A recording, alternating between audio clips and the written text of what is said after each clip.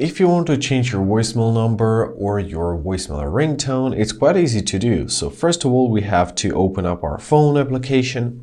Now here, look at these three dots at the top right corner and press Settings. Now scroll down to your voicemail section and there is your voicemail.